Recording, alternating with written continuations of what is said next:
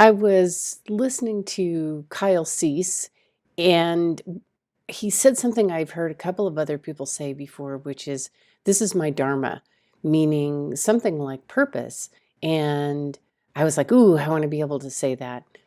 I looked it up, and the definition that immediately grabbed me was my life's purpose that also makes the world better. Wow, I love that. And it's one of those things that maybe like when I was a teenager and I'd see older kids carrying car keys into the King Supers, I want to be able to just own this is my Dharma. And that idea alone delighted me, but I thought, really, my medium is design in the same way that a sculptor may work primarily in bronze, or someone, they're an artist, but their medium is paint or film. I think my medium is design. I think that design can pull out of someone's heart, not in like a creepy way, not a bloody handful of heart, but their heart's desire, which is when any of us have a dream to have some kind of a product, I think it's coming from our heart. And what makes it amazing is the idea that it's going to connect with someone else's heart. And I think that that is completely possible, completely doable.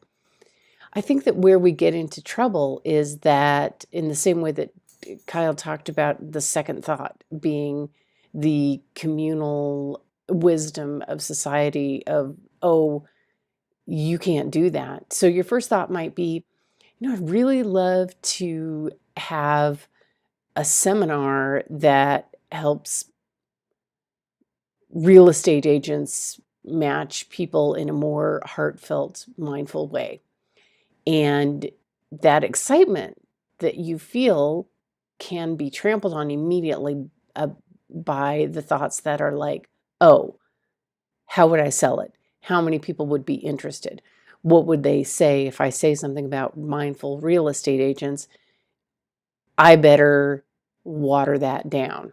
And when we lose that connection, when we start to water it down, we lose the spark that made it an inspiration to us. I think it gets confusing at that point. It gets hard to make choices because we're no longer making choices with the concept that lives so beautifully in our heart. We're trying to make choices that will make this communal, perceived, imaginary everyone happy. So we lose the spark for ourselves, but also it becomes so watered down that the person who we thought we were creating it for wouldn't even recognize it. So I'm pretty sure, actually, I'm completely sure that this is what my Dharma is.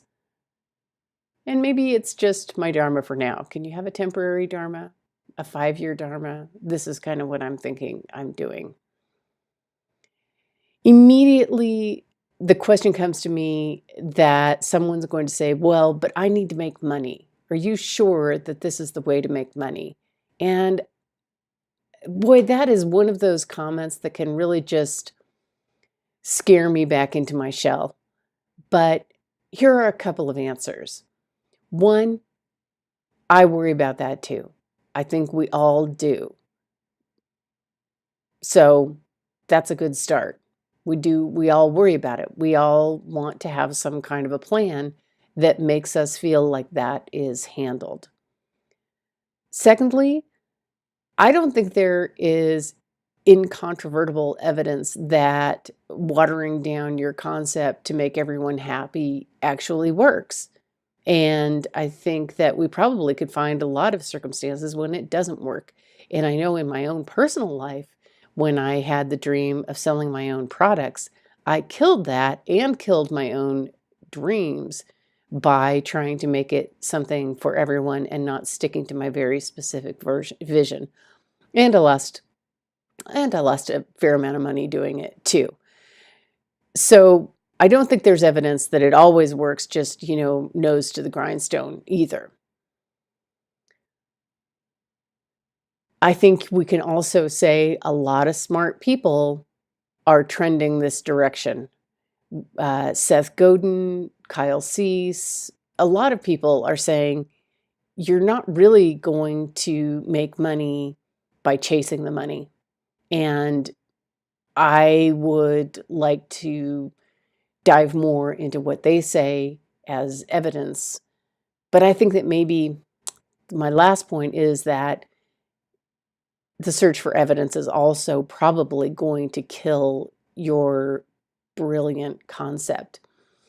I think that that happens a lot for me, that I'll have some brilliant inspiration and I try to shine the light of rational, critical thought on it. And it's kind of like a skitterish little animal in the woods that it just runs away. The more that I try to pin it down with my rational thoughts, the quicker it just evaporates. And I want to stop doing that, and I maybe want to help other people stop doing that as well, because I can immediately feel how it kills the joy in my project and replaces it either with fear or just kind of some kind of numbness. And then that's when watching TV, eating carbs, having a glass of wine, all those things seem like a really good idea. So I think that maybe accepting that the rational, critical thought process shown on our brilliant ideas it's the wrong question. It's not a valid question, and that's a hard thing to stand up and say when you're thinking about talking to everyone. And that's what's important. You're not talking to everyone. You're talking to from your heart to the heart of the people who need you.